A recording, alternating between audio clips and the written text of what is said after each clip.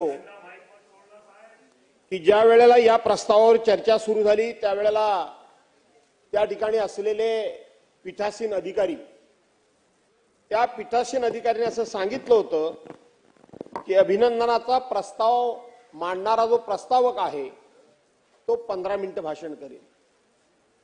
त्या प्रस्तावाला पाठिंबा देणारे सन्मान्य सदस्य आहेत ते 10 मिनिटं भाषण करतील। हे रेकॉर्ड आहे, अनुमोदक रेकॉर्ड आहे। मी सभागृहाच्या आणि आपल्या निदर्शनाला देऊ इच्छितो, आपणही आपलं रेकॉर्ड तपासून बघा।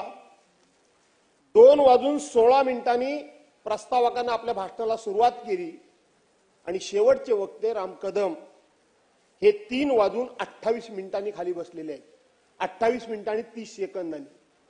माझं गणित कच्चं आहे, ही 25 मिनिटं झाली की किती तास झाले आणि त्याप्रमाणे आपण मला बोलायला द्या। एक दुसरा आपण मला हमी दिलेली आहात अध्यक्ष महोदय की ज्या वेळेला सन्मान्य सदस्य राम कदम यांनी काही आक्षेपार्ह विधान केली त्यावेळेला मी आपल्याला हक्क आपला order of day point of order उपस्थित केला। ऑर्डर ऑफ डे ने पॉइंट ऑफ ऑर्डर उपस्थित केला होता।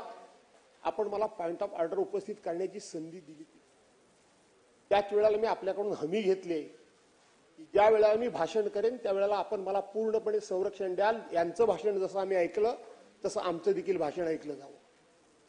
आणि तिसरी गोष्ट अध्यक्ष महोदय, आपण खूप महाराष्ट्राचे गुणगान गातो, महाराष्ट्राच्या विधिमंडळाचं कौतुक अख्ख्या देशामध्ये होतं म्हणून सांगतो आणि ते सांगण्यासारखंच कौतुक आहे। त्याचे अनेक रेफरन्स आहेत।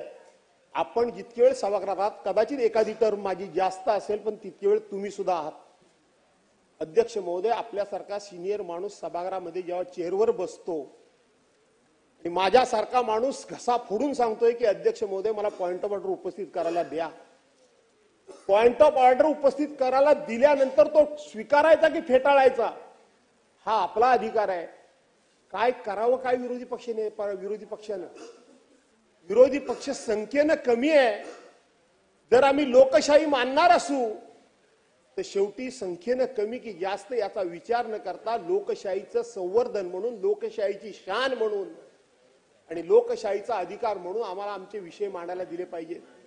अध्यक्ष महोदय, या सभागृहामध्ये सन्मान्य सदस्य राम कदम यांनी माजी मुख्यमंत्री सन्मान्य उद्धव साहेब ठाकरे यांचं वारंवार नाव घेतलं, वारंवार वाटेल ते आरोप केले। काय करावं काय आम्ही तुमच्यासमोर डोकं फोडावं? मी सांगत होतो पॉइंट ऑफ ऑर्डर। सभागृहामध्ये माजी अध्यक्ष इथं दिलीपराव वळसे पाटील बसलेत, आज तुमच्या सरकारच्या बाजूला असतील, पण संसदीय कार्याची बूज म्हणून त्यांनी कबूल केलं पाहिजे खरं की खोटं।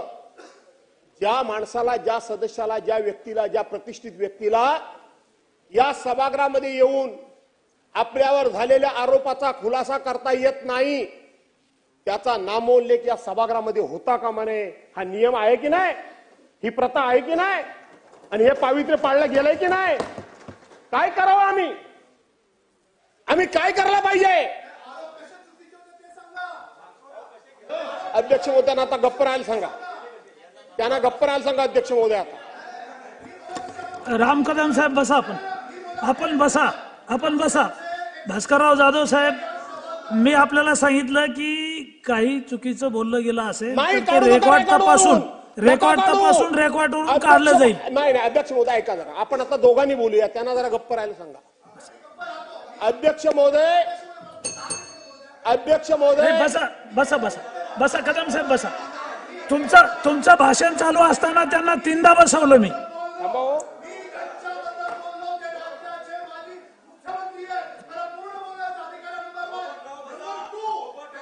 हे काय अध्यक्ष महोदय, तुम्हाला तुमचं भाषण चालू असताना त्यांना मी 3 वेळा खाली बसवलं आणि म्हणून अध्यक्ष आपण बसा। अध्यक्ष महोदय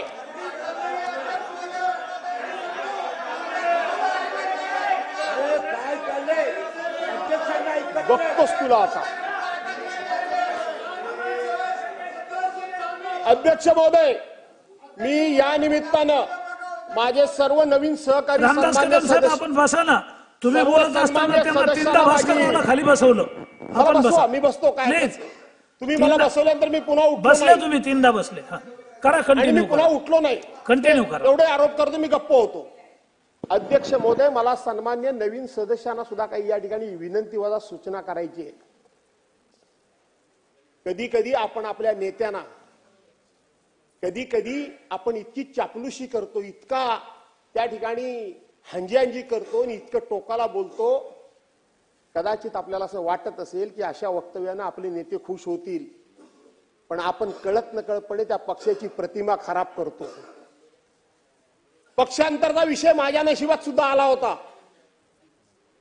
पण अध्यक्ष महोदय, पूर्वीच्या पक्षाबद्दल एक गैरशब्द काढल्याचा सभागृहामध्ये कुणीही सांगा. आहे तिथे जुनी जाणती मंडळी, सुधीर भाऊ गेले कदाचित, माझ्या बरोबरचे सुधीर भाऊ आहेत, त्याच्या अगोदरचे जयंतराव पाटील, भुजबळ साहेब, दिलीप वळसे पाटील आणि अजित दादा, एवढेच आता जुने सदस्य राहिले. त्याच्यानंतर बाकी सगळे आमच्यापेक्षा जुने आहेत, नवीन आहेत. मी आणि सुधीर भाऊ आहेत, बाकी तुम्ही एक आहात. पण तुमच्याबद्दल मला तर वाईट वाटलं मंत्री महोदय. तुम्ही अध्यक्षांना गप्प सांगत होता आणि त्यांना बोलू द्या म्हणून सांगत होतात.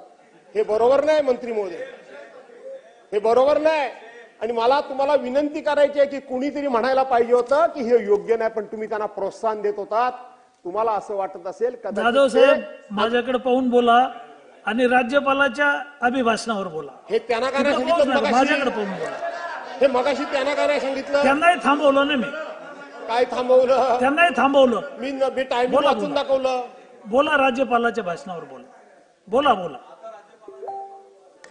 कशाला बोलायचं मग? बोला, तुम्हीच बोला, आम्ही जातो.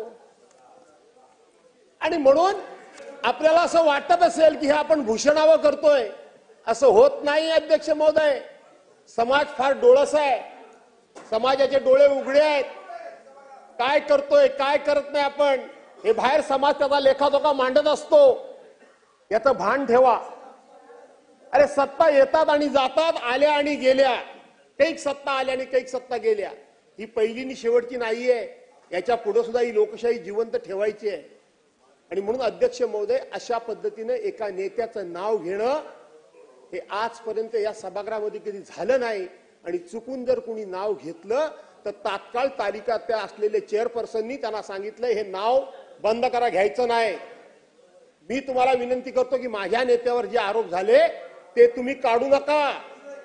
माझ्या नंतरची पिढी आपल्या वाचनालयामध्ये हे वाचायला येईल आणि आपण किती आदर्श इथं निर्माण केलेत ते लोकांना कळतील. असं समजू नका तुम्ही, लोकांना कळतील. अध्यक्ष महोदय, मी या ठिकाणी राज्यपालांच्या भाषणावर बोलण्याकरता मी सुरुवात करतो. पहिली गोष्ट अध्यक्ष महोदय, एक गोष्ट मला आपल्या लक्षात आणून द्यायची आहे.